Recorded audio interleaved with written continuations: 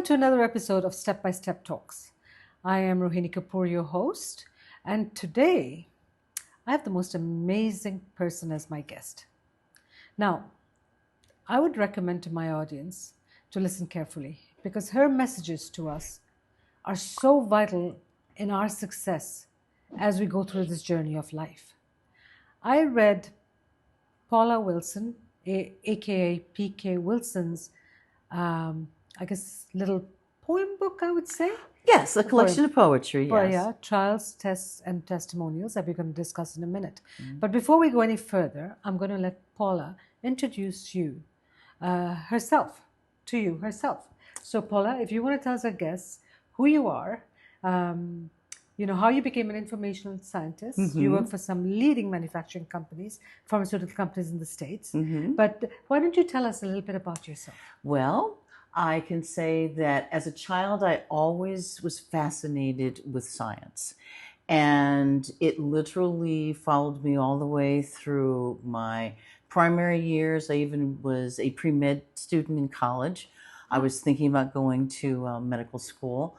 And once I got to that point, I was on a couple of waiting lists.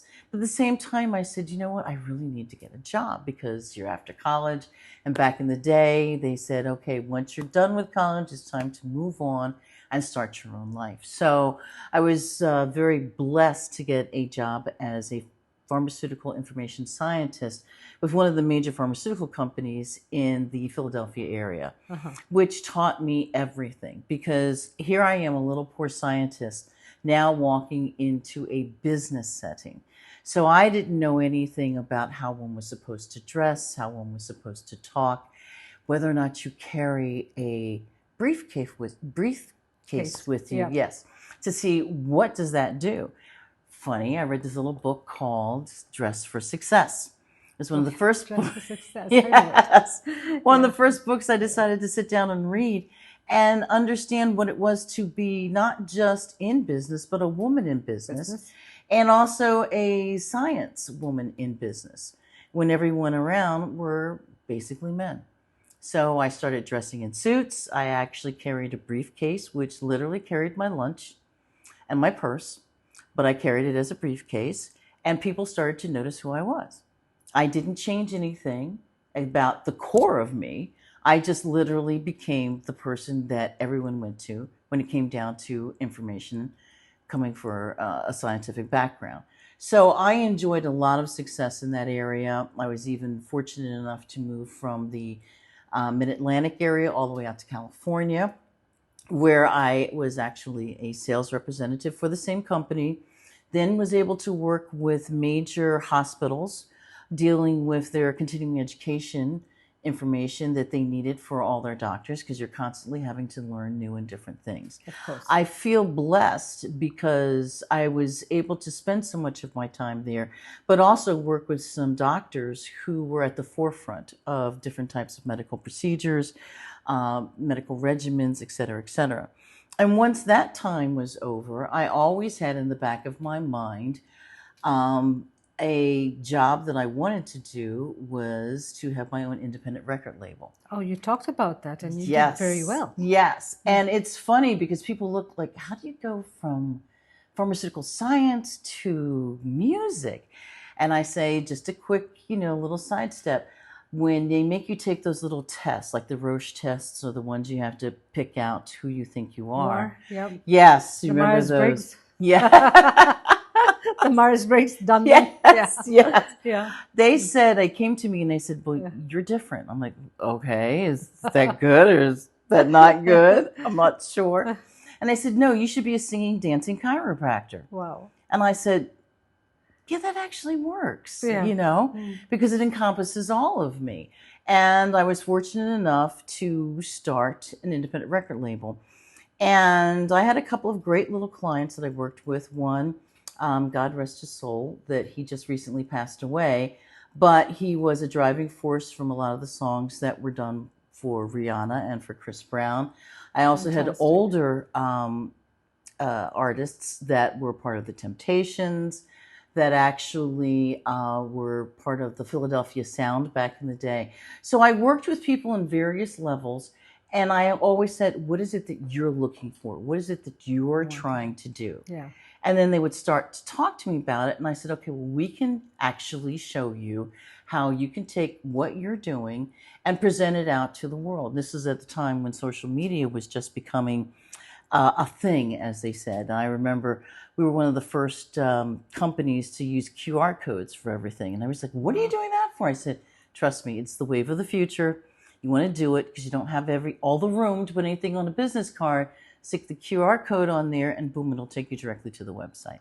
So these were the type of innovative things that we like to do. Okay, wow. I mean, you've given us a lot, right, as an introduction, but just amazing introduction. Yes. Because, you've touched on a few things that Step by Step Talks we encourage. And that would be, doing things that are, that you thought were not possible.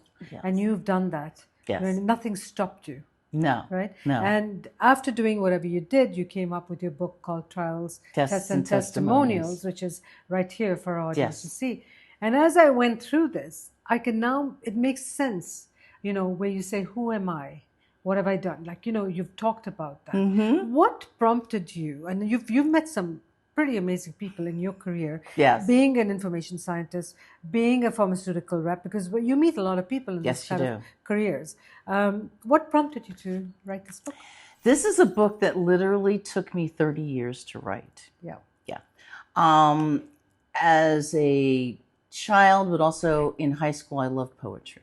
Right. Poetry was one of the ways I could literally express the feelings that I couldn't put out into the world. I was believe it or not, I was an introverted person as a child. It was myself, it was my guitar, it was my books, and my very close-knit friends. And I was happy. But at the same time, there was a yearning of trying to find out more. Okay. And in going through life, you will find yourself going through the trials of life. Does everything work out for you? And will be the first one to admit, no, it does not always work. Yeah. In fact, I've gone through the phases of when I lost my first job. How was I going to cope? The grief behind losing it. Yeah. It can be daunting. Oh, yes. And you feel as if, how am I supposed to go on? Yeah. And I don't even know how I got here. Yeah.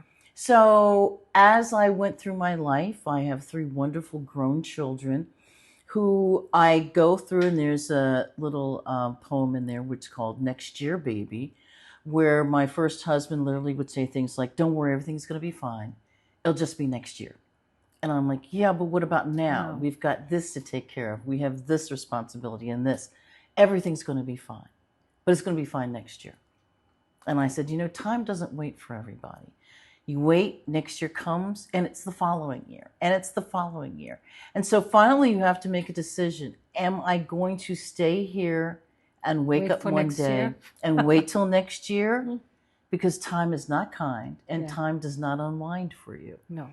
And I said, no, I have to continue to move on. Yeah. And those are the trials, the tests, the tribulations, the testimonies that women constantly go through, but nobody hears them. Okay, that's wonderful. I'm so glad you said that, because my motto is women should be financially independent. Yes. Now, talk to us about that.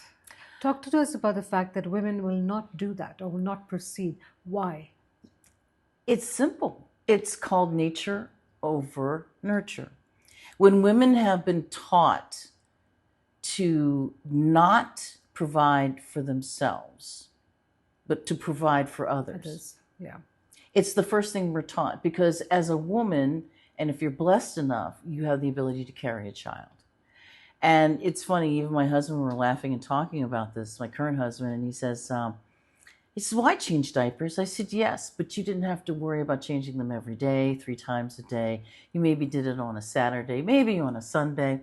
But the rest of the time, somebody else was taking care of that. Somebody else was taking care of the home. And being financially independent for women, I think, comes in a couple of different ways. Yeah. You can still have a wonderful marriage, Yeah. be married to a man who supports you both emotionally, physically, financially, and spiritually, but still have your own independence when it comes down to your own finances. And I think that's the most important thing in the world. We just came off of what they called the brat summer. Yeah. And I had no idea what that meant. I'm still trying to keep up with everybody and the youngins. Yeah. And I finally realized it meant, you live life not abandonedly, but you live life not worrying about whatever people think about you. Oh, that's the biggest problem right now. That is the problem. Everybody's thinking, what are people going to think about What me? will they say if this happens? That's right. What will they say if that happens? Yeah. It takes years to come out of that type of stereotypical, I can't do this because I don't know what people are going to think about me. Yeah. It's when you get to that point in life and you say, I actually have only a couple people that I care about enough that I think about what they're saying. The rest of them, it doesn't matter. It doesn't matter. So it's so funny because, I call that rejection. When someone tells you, oh, Rohini, you can't do that. Oh, no, don't do that. Everybody's doing it. It's not working. Oh, no, I would never do that. It's my biggest motivator. If somebody tells me don't do something, it's going to happen. Exactly. And I think that's what we should be encouraging women to do. That if you're being told don't do it, obviously it's got to be the right thing. Yes. But, follow. Follow your instincts, follow your intuition. If it's going to work for you, do it. And here's the best part about it. Even if it doesn't work for you, the questions you should be asking yourself are, what did I learn in the process? It's experience. That's what I call it. It didn't work. It's not a failure. It's experience. It's move life. On. It is life. You move on. Yeah. Think of Albert Einstein. 99 different rejections, and all of a sudden, one works. One works. There you go. And nobody cares about what happened before that. Exactly. It's like you're a fantastic person. Or I used to tell people, in the music industry and just in entertainment alone, you're not an overnight success. No. Your overnight could take 10 to 20 years. It could. And then all of a sudden you're here and they're like, well, where did you come from? You're an overnight success. You're this or that. Exactly. So when you started as an information scientist, you were in the man's world. Yes, very much so.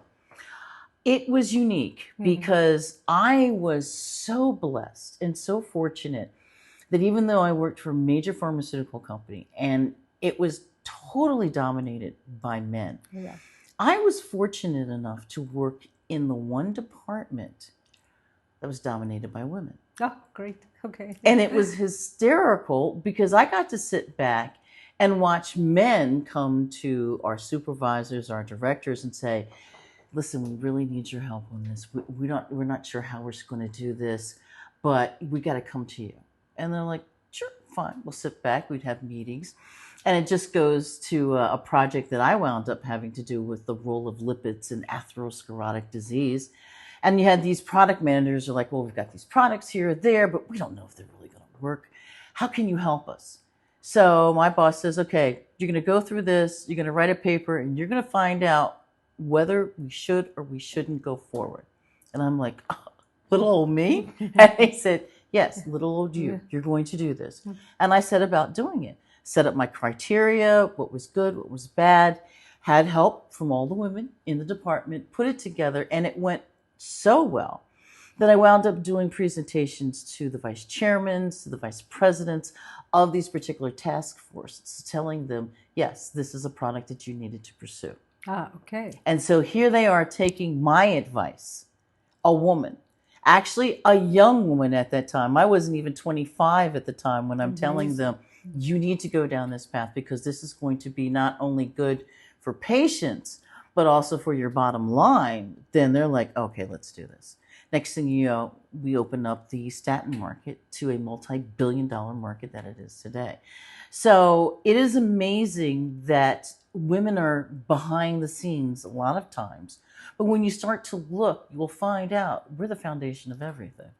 I like that. Yes. Yeah. I mean, we are the foundation of most things that are, and I think we're getting stronger.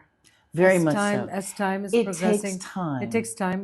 We've had a lot of challenges to go through. Personally, I know I have as well in my career with owning 2 insurance companies in Canada. And I know that I was also in a very male-dominated environment, and there was, but we came through. We won the campaigns. We won the agencies. We were the best. Right? It is. It's possible to get done, right? It is and possible. raised a family at the same time.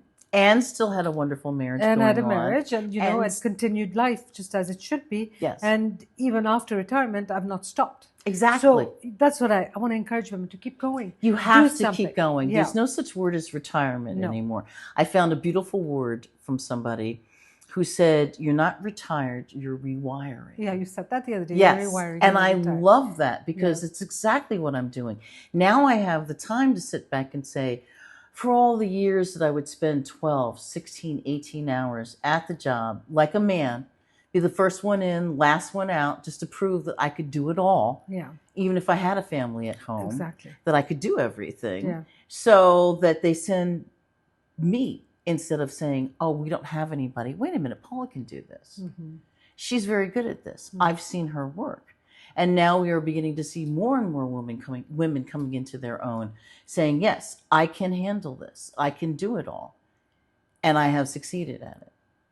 So I think what your message right now is, and I think it's very dear to me as well, is don't give up. Never give up. Yeah. And don't sit behind and say, I can't do it. Never. Try it. You have to try it. Just try it. And then if you're seeing that, maybe it's not working for you, don't take it as a failure. Take it as experience. Yes. Right? Because you have to learn something from the experience. Exactly. Yeah. Whether it's like, I know I'll never do this again because it just doesn't fit what I'm looking for. Right. Or, parts of this worked very well. The other parts didn't. Let me get rid of that part and move forward with what I know are my building blocks so I can continue to build on what I'm doing. Now, you wrote Trials, Tests, and Testimonies based on your journey. Yes. And some of the journey was good, some was not. Yes. Can you share something with us about Certainly. how you came up with, I'd say, do I stay or do I go, for example? Yes. That was a very difficult time in my life. Right. It was a time when I was living in California. My ex-husband and I were not getting along at that time. And that's when I literally said, do I stay or do I go? Mm-hmm. Do I stay in a marriage that I don't think is going to work?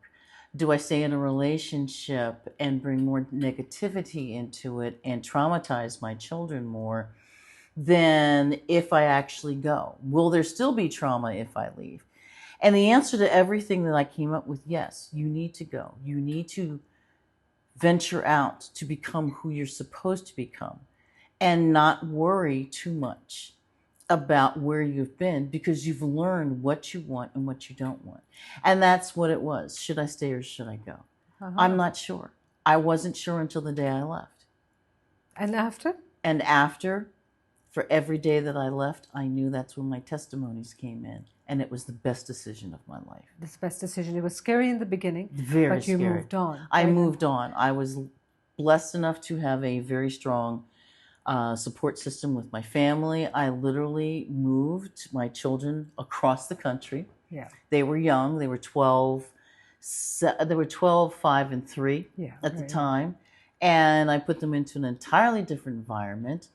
And it also gave me the time also to heal.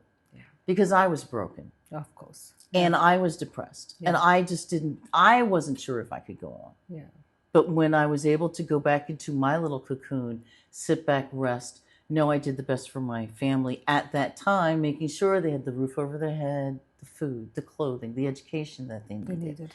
Gave me that time to sit back and heal myself.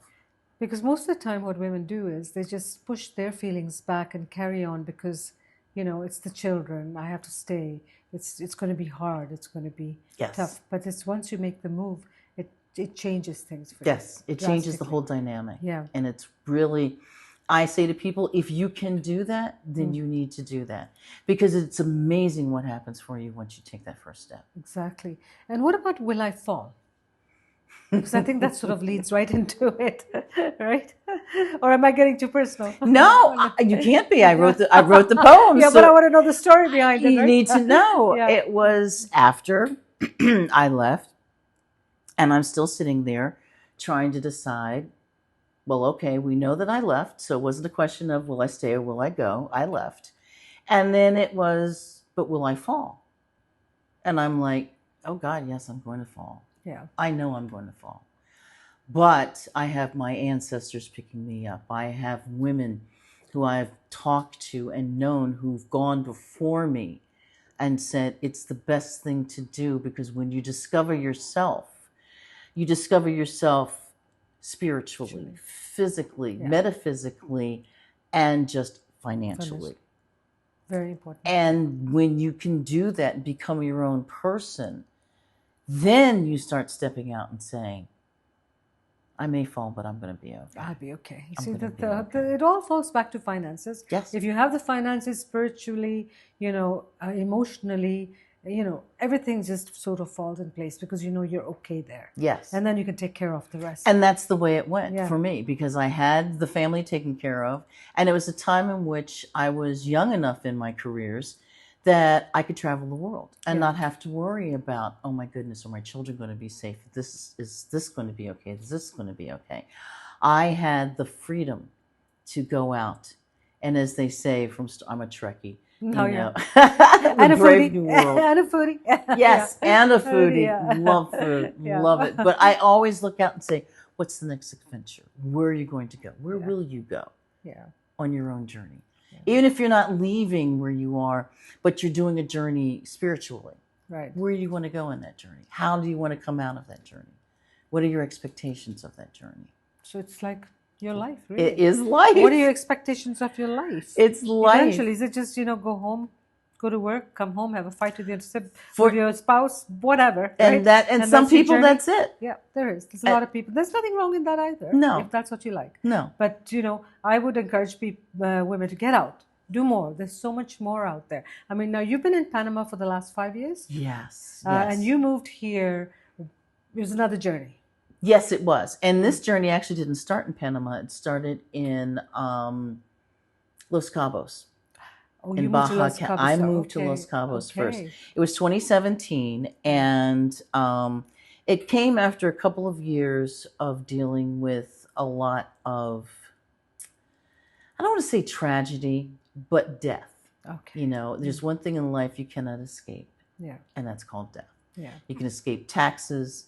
You can do anything else in the world, but you can't escape death. Mm-hmm. And I was a primary caregiver for my mother, as well as a few of my very close friends and relatives. And it was a period of 3 years in which each year I lost somebody. Yeah. But I didn't look at it as a yoke. I looked at it as, for every person that left was another opening for me, that things were beginning to become lighter for me. Yeah. That I'm realizing that I'm not being held down. Yeah. That the obligations that I have gone through, I've done them. Yeah. And now it's time for me to look and say, well, where am I going? And where will I go? So my husband and I, my current husband and I, he said to me, look, I only want a few things in life. Flip-flops, shorts, swimsuits, and a great place where it's not cold. Because again, we were from Philadelphia area. He was from the, same area, but even up in New York. And I said, well, when are we going? Yeah. What do we have to do? And so he says, we just have to go. I said, fine. We literally started packing up a couple of bags. My kids thought I had lost my mind. Yeah. Like, where are you going? I'm leaving. What do you mean you're leaving? When are you coming back? I'm not coming back. I'm leaving the United States. And they were like, well, what about us? I'm like, you're grown, aren't you? You're over the age of 21. Heck, you're over the age of 25 for all of you. I'm not leaving the planet. I'm still going to be here. I'll be accessible wherever I am. Please come visit. I will go visit you if necessary. But it's time for mommy now to have her life and her time. Yeah, exactly. And that's why we were in Cabo for 2 years. It was a great start. Yeah. But it was boring. Yeah, Cabo is kind of small. It's very small, but it's more of a tourist area. Yeah. So a lot of our friends, even our family, loved it down there. We took them a lot of different places. But after a while, we kind of looked at each other and said, there's nothing here. Is that all there is? Mm-hmm. It's really cool. Is that all there is? And we're like, no, it can't be. And again, my husband was heavy into finance, and he's also into research. Next thing I know, he said to me, he says, Paula, we're moving. I'm like, okay, where are we moving? Panama. I'm like, what? Mm-hmm. And the first thing I go is to the weather. And I'm going, oh my God, look at all this humidity. What am I going to do? Because at the same time, I was going through that wonderful change of life Yeah. that every woman, and I think men too, also go through it. Yeah. And I'm thinking, my God, I'm now going into some place that's going to be hotter. He says, it's going to be okay. Trust me, it's going to be okay. I trusted him. We picked up everything, had 12 bags of luggage, moved from Cabo to here, Panama. Yeah. to Panama. Realized we loved it here. And this was like in October of 2019.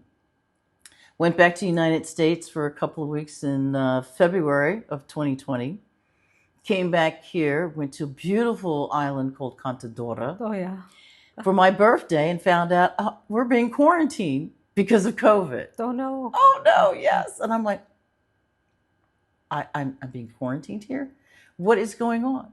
So we were fortunate to be able to stay where we were on the island. And we literally had the time of our lives because we were able to go out. Thank goodness there were only 300 people on the island anyway. Yeah. So it's not as if we had to worry about being around large crowds of people. Good. So it took me to my wanderlust to actually be able to go out and start visiting places, seeing places, going into more foods, coming back here and then... And hasn't that changed your perspective in life? Very much so. Yeah. Very makes you much think so. differently now, doesn't it? I have always looked at myself as a global citizen. Yeah. Once when I was working and I was able to travel to different countries, to different lifestyles, to realize different customs, you know, I knew at that point there was so much out there. There was so much to see that I wanted to just be able to start.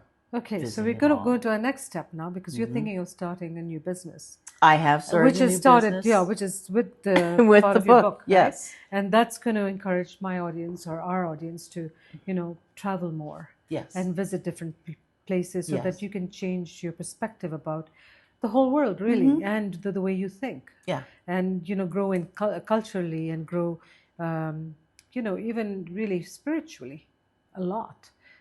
As you meet different people, as you eat different foods. Yes. You know, I've learned so much coming to Panama.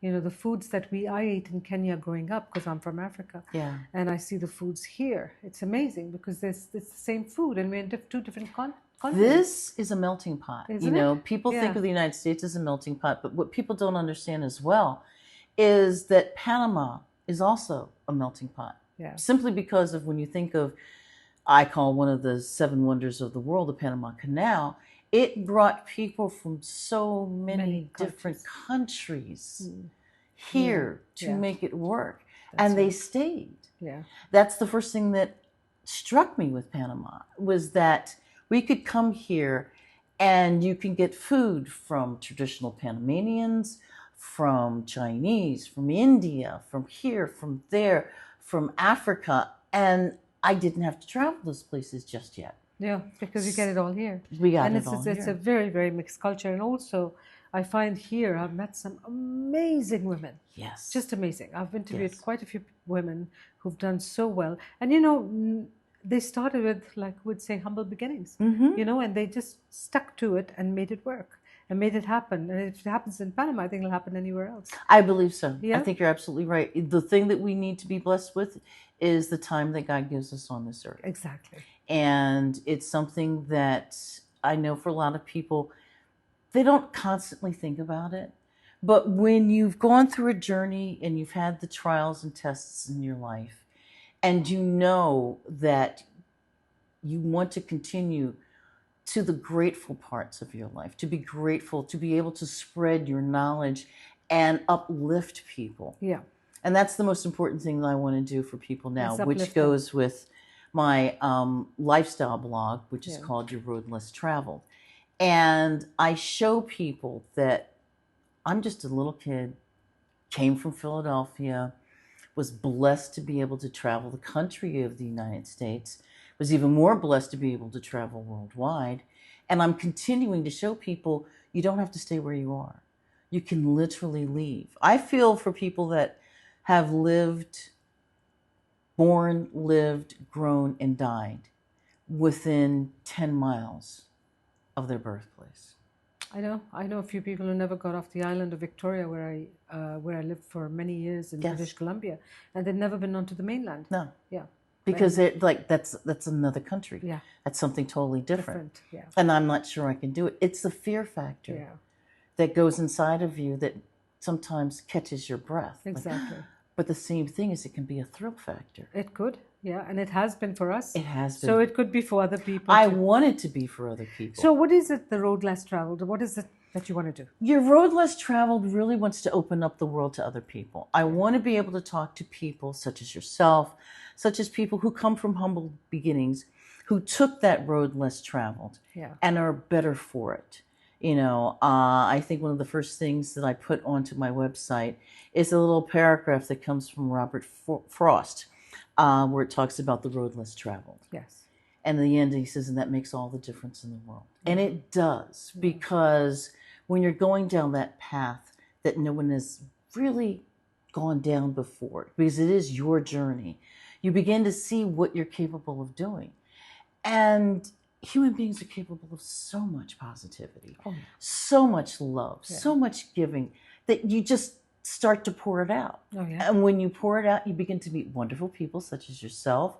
We've met so many great people down here. Oh, yeah. Amazing. That just like, people say, my God, Paula, I've known you for years and you're glowing now. I'm like, I'm not glowing. No, you are glowing because I can see the excitement. I said, you've got so much you want to do. Right? Yes. So now if the audience wants to get a book, is it on Amazon? It's available on Amazon. Okay. All right. Trials, Tests and Testimonies by P.K. Wilson. Yes. And if they want to contact you regarding your new venture, what is the best place to get you at? The best place to do that is actually to go to our website using an acronym, which is UR for Your Road, L less TRD, traveled. So it's URLTRD.com. .com.